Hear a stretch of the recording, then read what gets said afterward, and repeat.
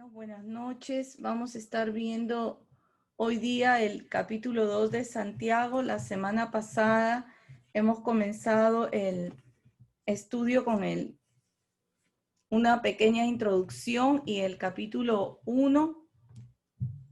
Y solo a manera de recordar, esta carta fue escrita por Jacobo. También se le conoce como Santiago, uno de los hermanos de Jesús, y él se convirtió después de que Cristo murió y resucitó, pero cuando él se convirtió fue una conversión tan genuina que no solo reconoció al Señor, sino le sirvió, y aún el Señor, el Espíritu de Dios, ¿verdad?, lo inspiró a inscribir estas verdades que nos son útiles a nosotros hoy para aprender a vivir en Cristo Jesús, para conocerle a Él más. Y una de las cosas que se dijo fue que esta carta fue escrita a todos los judíos que habían sido, ¿verdad?, dispersados con las persecuciones. Así que fue una carta que llegó a todos, así como llega a nosotros hoy. Se mencionó que tiene que haber gozo en el corazón del creyente cuando nos encontramos en diversas pruebas. Muchas veces nos consideramos que estamos muy golpeados cuando vienen diferentes pruebas a nuestra vida, pero Santiago nos enseña que lo consideremos de mucho gozo, porque las pruebas hacen una obra profunda en nuestro corazón, hacen, ¿verdad?, la obra de esa paciencia en nuestra vida. Y otra cosa importante que vimos en este capítulo era cómo nosotros tenemos que tener en gran consideración la bendita palabra de Dios, porque la palabra, por esta palabra es que nacemos a la vida de Dios, ¿verdad? La palabra es la que engendra la vida de Cristo en nosotros, aún nos da gracia para nosotros abrir nuestros corazones y responder al Señor. Por eso es tan importante, amados hermanos, escuchar la palabra continuamente, leerla, meditarla. Todo lo que está viniendo en la palabra no es solo para escucharlo, ¿verdad?, y que pase, sino para que esa palabra pueda entrar a nuestras vidas y hacer la obra para lo cual el Señor la está enviando.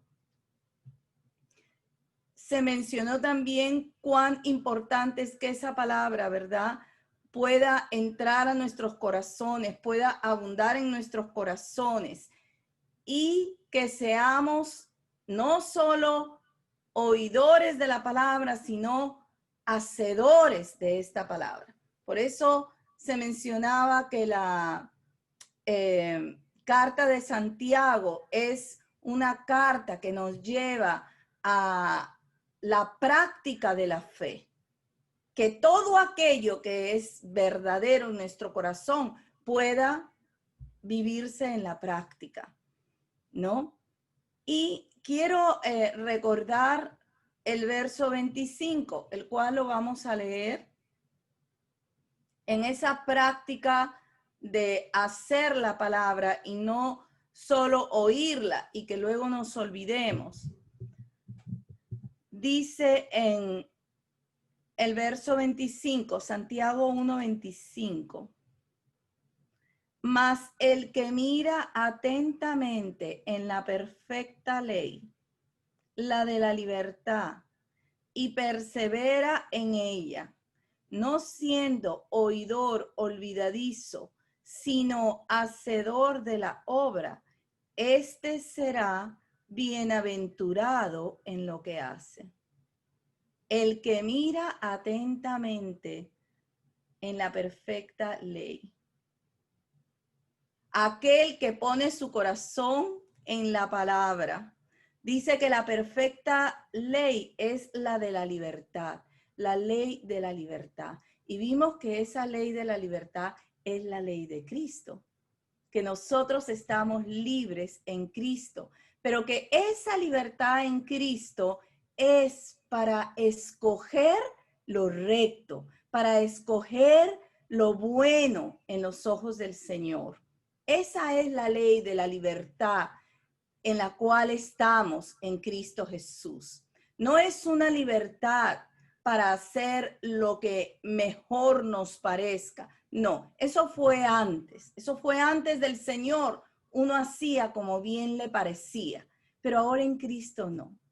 Ahora en Cristo la palabra nos enseña a obrar conforme a Él. Allí está nuestra bendición. Y dice que el que está mirando esa palabra, porque la palabra es como un espejo, es nuestro espejo. Cuando nosotros la leemos podemos vernos a nosotros mismos, podemos ver nuestra naturaleza, entender nuestra naturaleza y cuánto necesitamos a Dios y su obra eterna en Cristo Jesús en nuestras vidas. Dice que el que está mirando esa ley perfecta, la ley de la libertad, a Cristo mismo, Él es la palabra viva, y se persevera en eso, vamos a ser bienaventurados, vamos a ser dichosos en todo lo que hacemos. Así que esa verdad es el pensamiento con el cual queremos seguir en este capítulo 2. Porque ahora en el capítulo 2 vamos a ver que el Señor nos sigue enseñando a que esa fe que ha venido a nuestros corazones tiene que traducirse en las cosas que hacemos y cómo las hacemos. Entonces vamos a ir al capítulo 2 en esta noche y vamos a leer el verso 1. El verso 1 dice: hermanos míos, que vuestra fe en nuestro glorioso Señor Jesucristo sea sin acepción de personas. Y qué precioso, nos está hablando a nosotros, a los hermanos. Y dice que la fe en nuestro glorioso Señor Jesucristo sea sin acepción de personas. Por un lado, podemos ver que Santiago está reconociendo al Señor Jesús, no solo como el Cristo, como el ungido, sino también como el Señor de gloria. Qué lindo. Le da todo el reconocimiento a aquel en quien no creyó cuando vivía, ahora ha sido, ¿verdad?, convertido al Señor. Cristo ha resplandecido en su vida y él está reconociendo a ese Señor de gloria. Dice: glorioso Señor Jesucristo, el Dios de la gloria, el Señor de todas las cosas. El que se convierte al Señor reconoce no solo, ¿verdad?, la majestad del Señor, sino su señorío sobre todas las cosas, especialmente en nuestras vidas. Pero dice algo aquí en este verso y dice que la fe en ese Dios glorioso, en ese Dios que es nuestro Señor Jesucristo, sea sin acepción de personas. ¿Y qué significa acepción de personas? ¿Qué significa esa palabra? Y dice que la fe no puede ser que sea sin acepción de personas. Esa palabra acepción significa cuando nosotros hacemos diferencia. Cuando nosotros, por un lado, queremos exaltar o reverenciar o favorecer a alguien y al mismo tiempo estamos, ¿verdad?, dejando de lado a otro o considerándolo menos o reprimiéndolo o menospreciándolo. Tiene que ver con hacer favoritismo. Mire qué importante. Esto es muy importante, hermanos, en esta noche, porque generalmente las personas, cada uno de nosotros, ¿verdad?, en el mundo siempre se hacen los favoritismos y las diferencias por miles de razones. Y nosotros vamos a aprender en esta noche que cuando venimos a Cristo, eso no es más. Y tenemos que dejar de hacerlo. Hacer acepción de personas es que usted hace diferencia entre una persona y otra y favorece a una menospreciando o dejando de lado a la otra. Eso es hacer acepción de personas.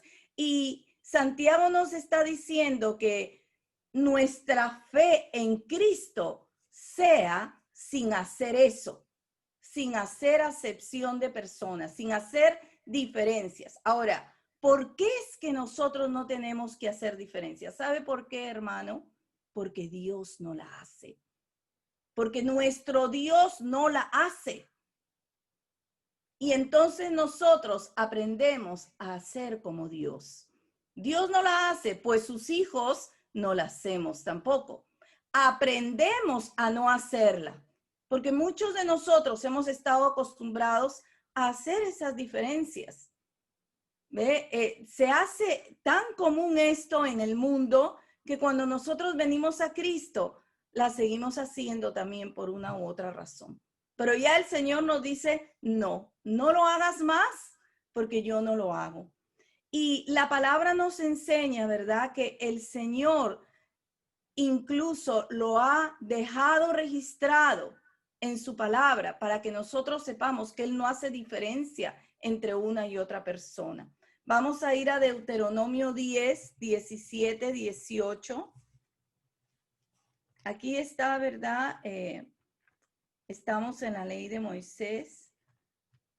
Aquí el Señor se dio a conocer a su pueblo.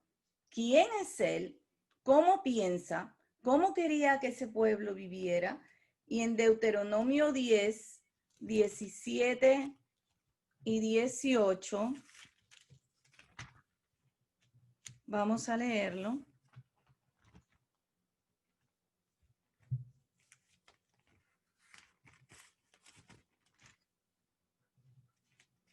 Gracias, Señor Jesús. Dice, porque Jehová vuestro Dios es Dios de dioses y Señor de señores, Dios grande, poderoso y temible, que no hace acepción de personas ni toma cohecho, que hace justicia al huérfano y a la viuda, que ama también al extranjero, dándole pan y vestido. Podemos ver, mire qué lindo, porque en estos dos versos vemos la altura, la grandeza del Señor, ¿verdad? Es Dios de dioses. Nuestro Dios es Dios de dioses, Señor de los señores, poderoso, temible. Pero ese Dios que es tan grande no hace diferencia entre una persona y otra.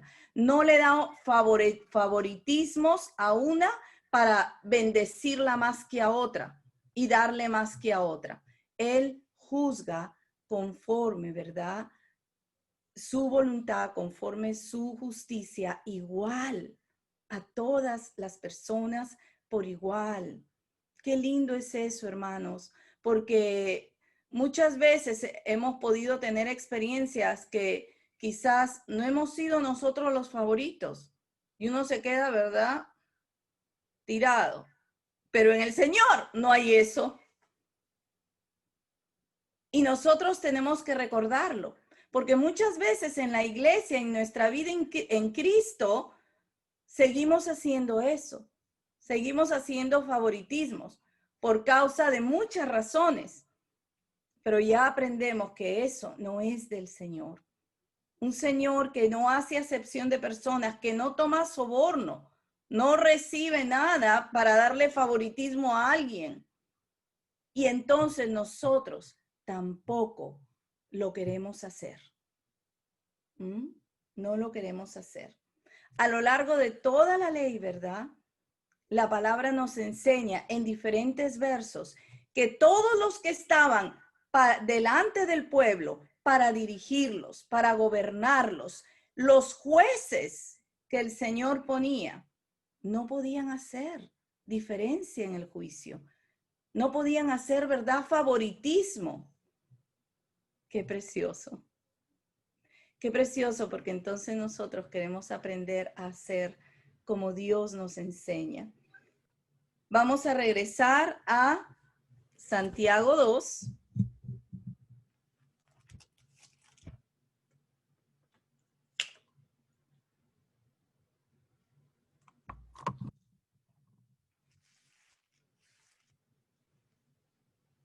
En Santiago 2. Entonces, la palabra pone ahí un ejemplo muy práctico y también muy real. Voy a leer el verso 2 hasta el 4. Dice: porque si en vuestra congregación entra un hombre con anillo de oro y con ropa espléndida, y también entra un pobre con vestido andrajoso, y miráis con agrado al que trae la ropa espléndida, y le decís, siéntate tú aquí en buen lugar, y decís al pobre, estate tú allí en pie, o siéntate aquí bajo mi estrado. ¿No hacéis distinciones entre vosotros mismos y venís a ser jueces con malos pensamientos? Cuando usted hace diferencia entre una persona y otra, por diferentes motivos, usted ya los juzgó. Usted ha emitido un juicio y ha decidido que va a favorecer a uno y no al otro. Y este ejemplo, ¿verdad?, que pone la palabra acá del hombre que entra, porque dice es un hombre que entra muy elegante, muy refinado, y a él se corre a atenderle y a darle el mejor lugar y a hacerle una reverencia. Y luego viene un pobre y a él se le pone en cualquier lugar.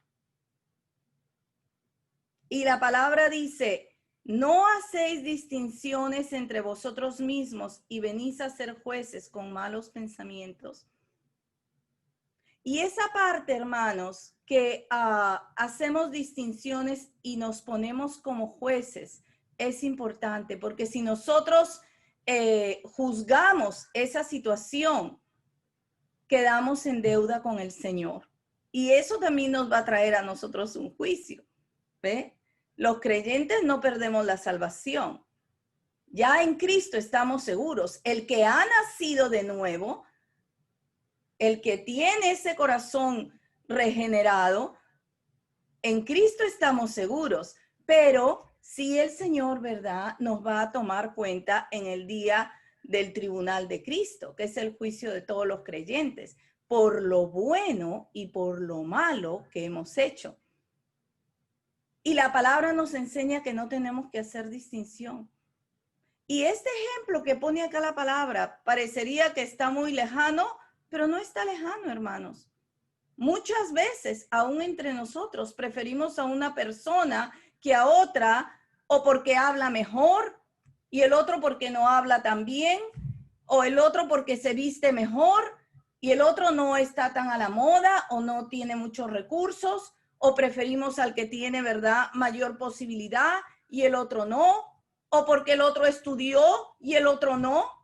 Y hermanos, en Cristo todo eso ha terminado.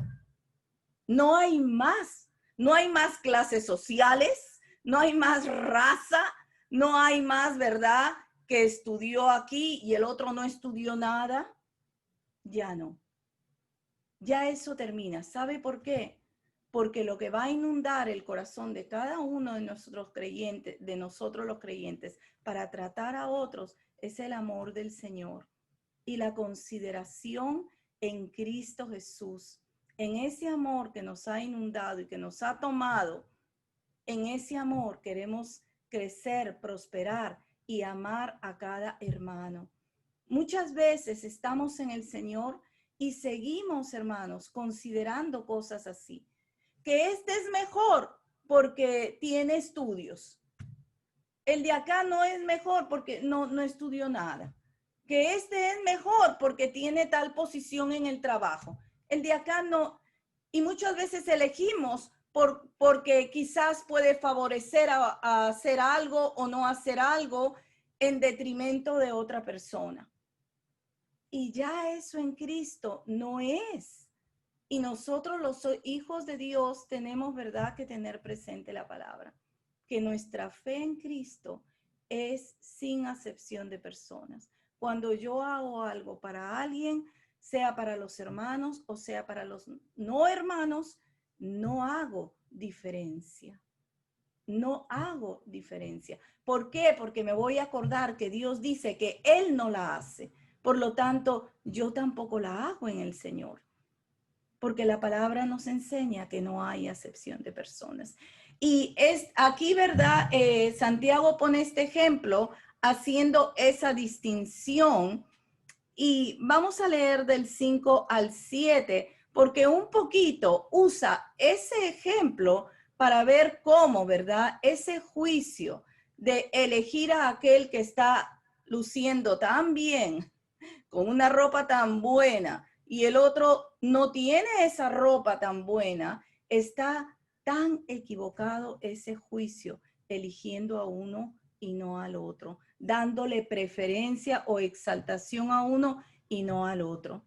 Vamos a leer del 5 al 7, dice: hermanos míos amados, oíd, ¿no ha elegido Dios a los pobres en este mundo para que sean ricos en fe y herederos del reino que ha prometido a los que le aman? Pero vosotros habéis afrentado al pobre. ¿No os oprimen los ricos y no son ellos los mismos que os arrastran a los tribunales? ¿No blasfeman ellos el buen nombre que fue invocado sobre vosotros? Y en este ejemplo, él está recordándole, ¿verdad?, que realmente los pobres, Dios mismo los ha elegido como ricos en fe. ¿A quién fue anunciado primero el evangelio?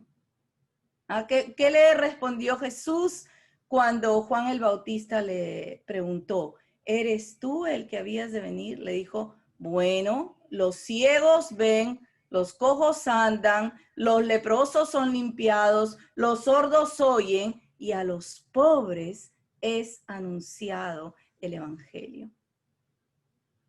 La pobreza fue la elección de nuestro Dios glorioso. Él eligió ser pobre. Es tan cierto lo que dice Corintios, ¿verdad?, que siendo rico, eligió ser pobre para con su pobreza enriquecernos a todos nosotros. Él eligió ser pobre. Y los pobres son ricos en fe. Los ricos más bien son pobres en fe, porque generalmente está puesta toda su fe y su esperanza en los bienes de esta tierra. Y eran los mismos ricos, ¿verdad? Que se supone que esos ricos no eran creyentes, porque si no, no lo harían. Pero eran los mismos ricos, esa gente de ropa espléndida, de mucha buena vestimenta, la que llevaban a los hermanos a los tribunales y blasfemaban el nombre de Cristo. Y Santiago está poniendo ahí eso como ejemplo. Mira, tú estás haciendo un juicio, le das preferencia a este porque luce mejor y al otro no, pero tendrías que ponerte a pensar eso. Así que ese juicio, ¿verdad?, no era bueno. Y la palabra nos quiere llevar al centro de esto, que nosotros podamos vivir cumpliendo la ley del amor en el Señor. Y a eso viene el verso 8. Vamos a leer ahí el verso 8. Dice: si en verdad cumplís la ley real conforme a la Escritura, amarás a tu prójimo como a ti mismo, bien haces. Pero si hacéis acepción de personas, cometéis pecado y quedáis convictos por la ley como transgresores. Esa es la ley real. ¿Cuál es la ley real?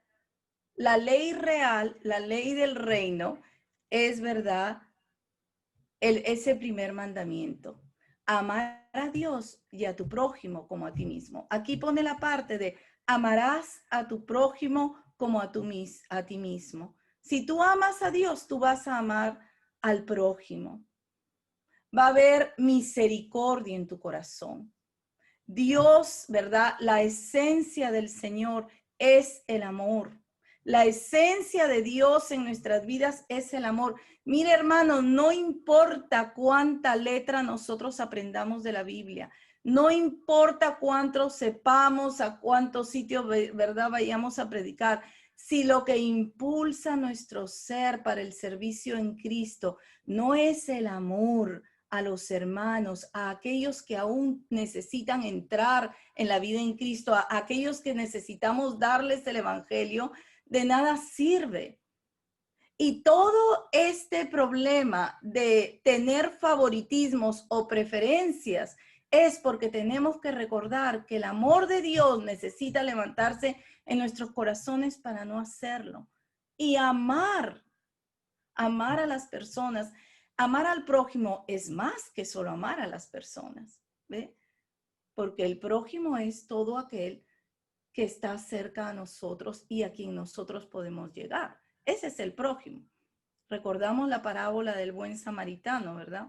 Pasó el sacerdote, no lo ayudó. Pasó el levita que servía en el templo, no lo ayudó. ¿Quién lo ayudó?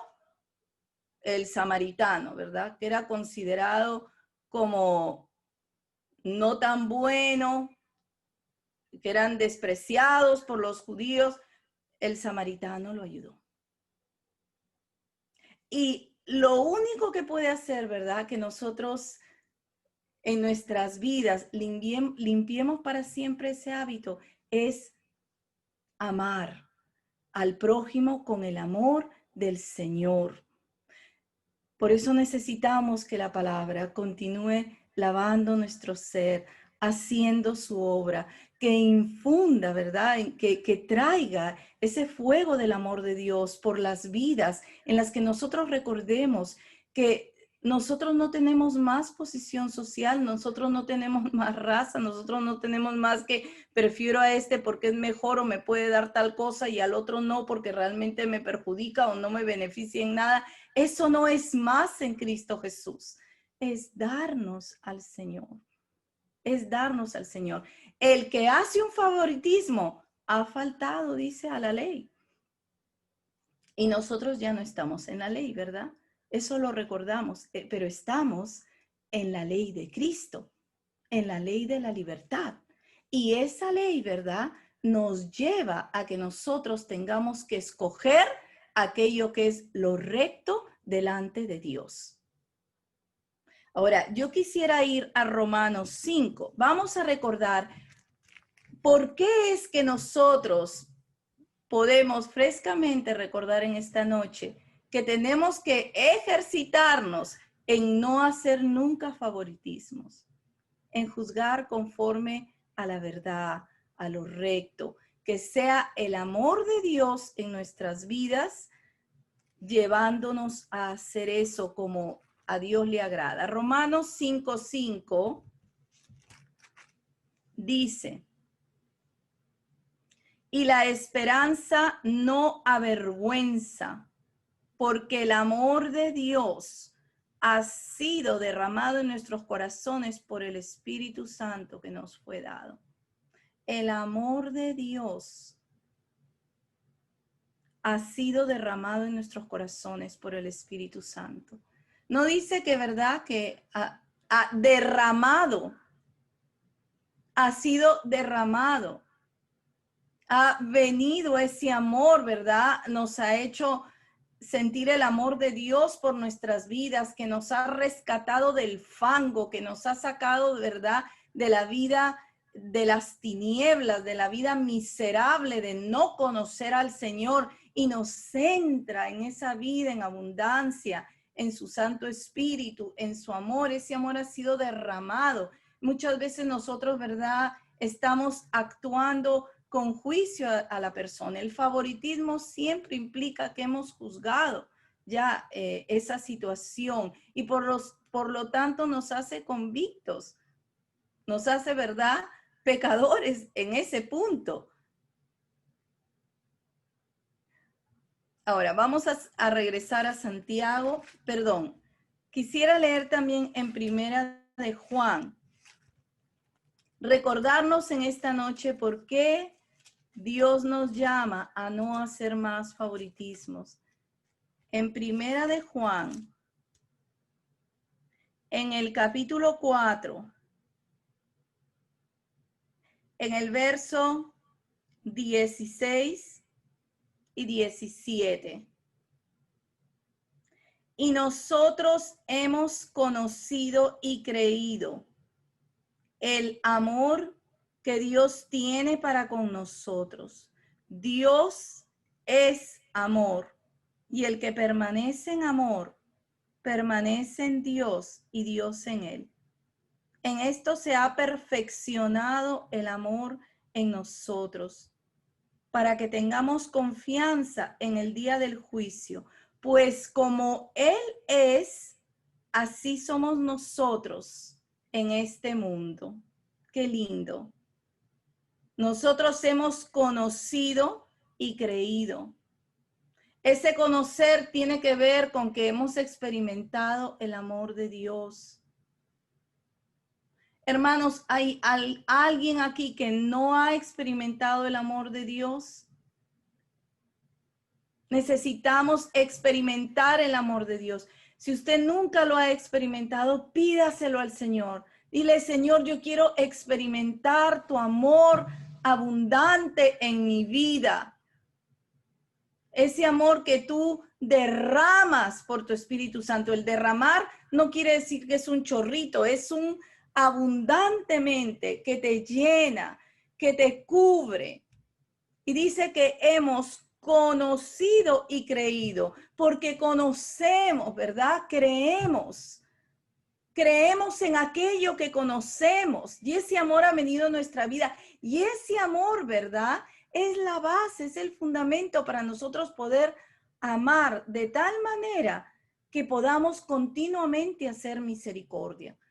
Esa misericordia, ¿verdad? Es poder aplicar el amor de Dios, es poder llevarlo a aplicar a una situación, a resolver. La misericordia es el amor del Señor.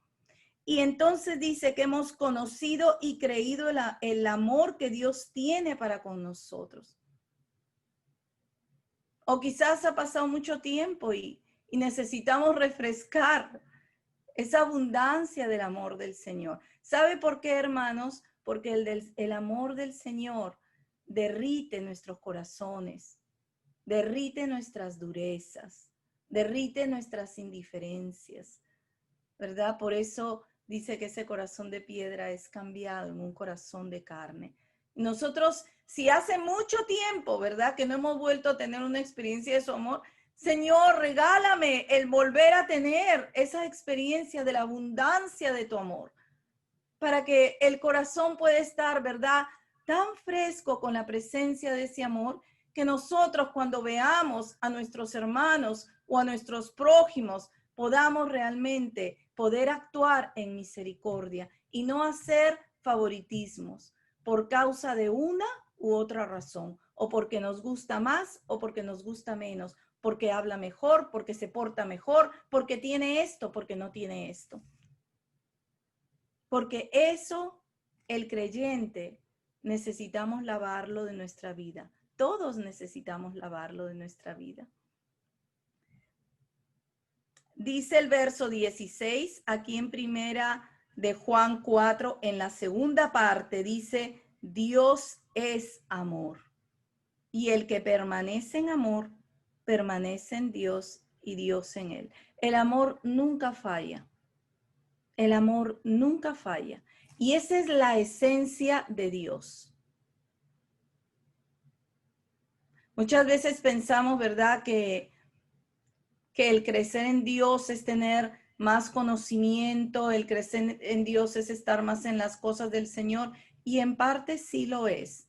Pero la esencia de nuestra vida en Cristo, hermanos, eso no va a cambiar nunca.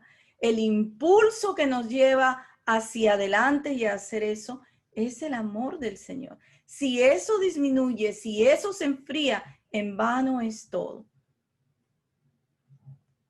Dice, permanece en Dios y Dios en él. Hay que permanecer en Dios y Dios tiene que permanecer en nosotros.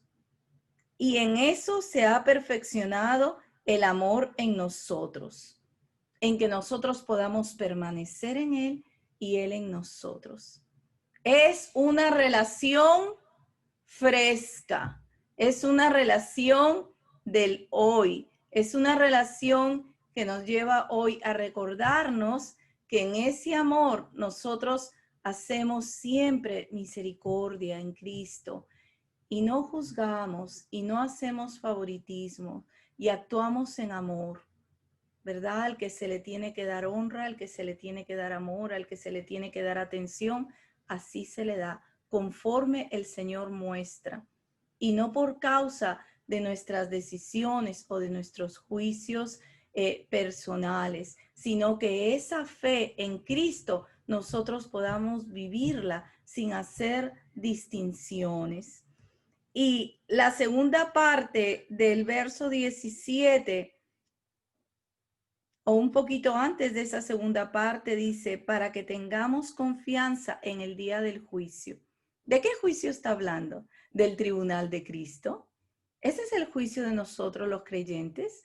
Cuando todos estemos delante de Dios, no es un juicio condenatorio. Ya nosotros no estamos condenados, nosotros estamos salvos. El que cree sinceramente en el Señor, en su sangre, en su sacrificio, en Él, que ha puesto la fe solo en Cristo y nada más en aquel que ha sido dado como el Cordero de Dios que quita nuestros pecados, es salvo, ¿verdad? Es salvo por la fe, por la gracia. Y dice que en ese día del juicio, ese juicio para nosotros es el tribunal de Cristo. Es un juicio no para condenación, sino para dar recompensas. Entonces, si nosotros fallamos en hacer misericordia, vamos a decir que yo tengo el hábito todo el tiempo de juzgar y hacer favoritismos y no entiendo que ya en el Señor ya eso no es fallo, ¿verdad? Y entonces me pierdo la recompensa que el Señor me hubiese dado en aquel día si yo simplemente aprendo que no voy a hacer más favoritismos. Como yo veo, como el Señor muestra, si hace misericordia con uno y si hace misericordia con otro. Lo vemos del otro lado. Nos ejercitamos en no hacer distinciones. Oh, pero esta persona luce tan bien, perfecto. Y mi hermanito, perfecto. Los dos iguales. Los dos iguales. ¿Ve? Nosotros mismos, entre nosotros, hermanos, todos somos iguales. Solo tenemos una cabeza en la iglesia y es el Señor Jesucristo. Y de ahí todos somos iguales, todos somos sus hijos, todos somos sus obreros. Dijo una hermana con mucha sabiduría una vez, no hay cuellos en el Señor. Hay muchos que de repente queremos ser cuellos. Hay muchos que quieren ser cuellos, pero no hay cuellos en el Señor. La cabeza y su cuerpo glorioso, porque la gloria de Él también está en nosotros y nosotros participamos de su gloria. Pues, todos somos iguales, todos somos obreros del mismo Señor, todos somos colaboradores del mismo Dios eterno. Y entonces dice, para que tengamos confianza en el día del juicio, porque como Él es, así somos nosotros en este mundo. Y eso da testimonio de la vida de Cristo, amados hermanos. Eso da testimonio de la vida de Cristo en donde nosotros estemos y en la iglesia también, porque es en la iglesia y hacia afuera. ¿Ve?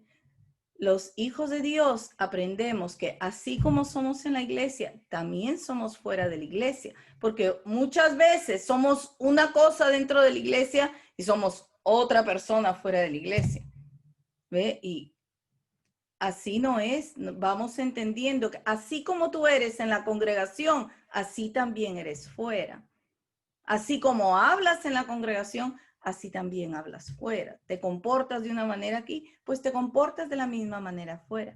Qué importante. Así que podemos ver que la esencia que nos mueve a no hacer juicio, a no hacer favoritismos en esta fe que es en Cristo Jesús, es el amor del Señor, el poder cumplir esa ley del reino, ¿verdad? Amar a tu prójimo como a ti mismo. Ahora, vamos a volver a Santiago.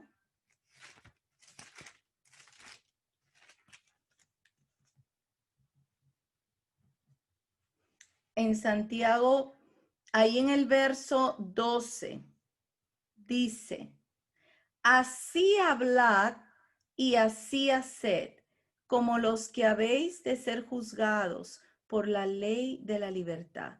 Así hablad y así haced. Dice que de la abundancia del corazón habla la boca. Bueno, así hablamos por la fe que tenemos. Si esa fe es completamente sincera, transparente, así también hacemos, recordando que algún día, ¿verdad?, vamos a ser juzgados por esa ley de la libertad. Y esa ley de la libertad es la ley de Cristo, que como lo he mencionado, nos guía a escoger lo recto en el Señor. Esa ley no es para hacer como bien me parece. Antes, cuando no conocíamos al Señor, nosotros hacíamos como bien nos parecía. Nos parecía bien, así hacíamos. Nos parecía mal, así hacíamos. Ya no, hermanos. En Cristo obramos conforme lo que Dios nos va enseñando en su palabra. Y la misericordia de Dios tiene que estar en todo lo que nosotros hacemos. Amar al prójimo, amar a Dios y al prójimo, ¿verdad? Se dice que es el gran mandamiento del Señor, el principal, que resume todo. Así que podemos nosotros ejercitarnos, hermanos, que en ese amor, ¿verdad?, al prójimo, a los hermanos, nosotros no hagamos más diferencia, no hagamos más favoritismo, sino que podamos ver con los ojos del Señor. Podamos ver con los ojos de Cristo. Y la segunda parte de este capítulo, que está en Santiago 2:14, habla de las buenas obras en la fe, las buenas obras ya en la fe que es en el Señor. Dice el verso 14, voy a leer. Hermanos míos, ¿de qué aprovechará si alguno dice que tiene fe y no tiene obras? ¿Podrá la fe salvarle? Y si un hermano o una hermana están desnudos y tienen necesidad del mantenimiento de cada día, y alguno de vosotros le dice, id en paz, calentaos y saciaos, pero no les dais las cosas que son necesarias para el cuerpo, ¿de qué aprovecha? Así también la fe, si no tiene obras, es muerta en sí misma. ¿De qué aprovechará si alguno dice que tiene fe y no tiene obras? Estos versos, hermanos, han llevado muchas veces a la confusión de que entonces la salvación es por las obras, pero no, no es por las obras. La salvación es siempre por la fe. Cuando estudiamos la palabra, la estudiamos en coordinación o viendo todas las concordancias que hablan. Por ejemplo, si usted estudia la salvación, todo lo que habla sobre la salvación. Y cuando usted lo estudia, ¿verdad?, en las diferentes partes de la palabra, la salvación es siempre por fe y por gracia. Se comienza con la fe, y se termina con la fe. Ahora, cuando ya estamos en la fe, van a venir las obras que realmente hablan de esa fe. ¿Ve? Porque uno puede decir que tiene mucha fe, pero si no hay nada que tú hagas que habla de esa fe, tú tendrías que pensar que algo está mal, ¿sí o no? Yo puedo decir, yo tengo mucha fe, yo tengo mucha fe, yo tengo mucha fe, y usted nunca ve en mi vida algo que diga, realmente esto es un fruto de la fe, esta es una obra de la fe. Entonces, esta porción de Santiago, ¿verdad? Va en coordinación, va junto con los versos que nos hablan que la salvación es por fe. Ahí tenemos Efesios, ¿verdad? Efesios 2, está el método de la salvación. Es por fe y por gracia. Si tuviéramos más tiempo en esta noche, lo leería, pero apúntelo, léalo usted. La salvación es por la fe y por la gracia.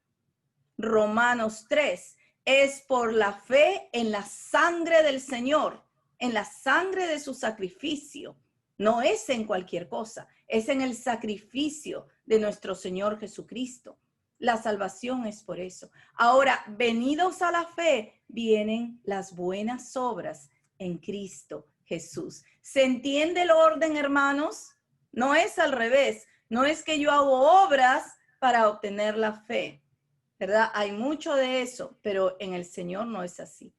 Creemos en Él, viene la palabra, creemos en Cristo, le entregamos nuestras vidas, creemos en ese sacrificio, creemos en su gracia para salvarnos, aún para responderle, para seguirle.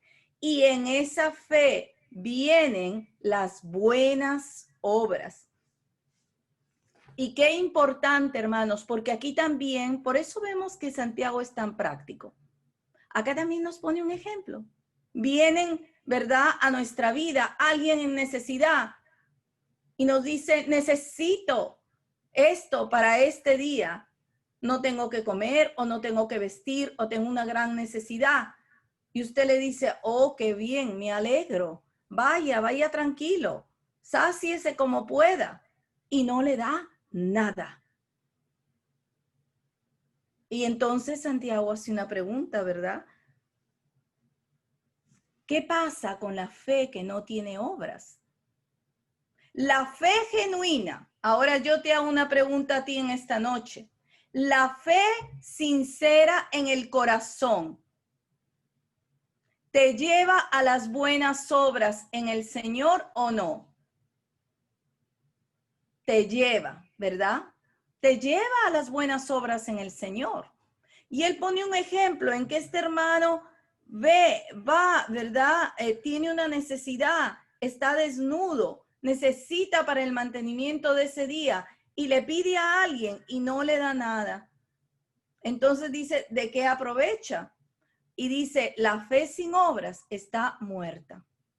¿Qué está diciendo? Que la fe sincera, la fe que es verdadera, escúcheme bien, hermano, el corazón que ha nacido de nuevo va a entrar a esas buenas obras que Dios le va presentando para que colabore con el Señor.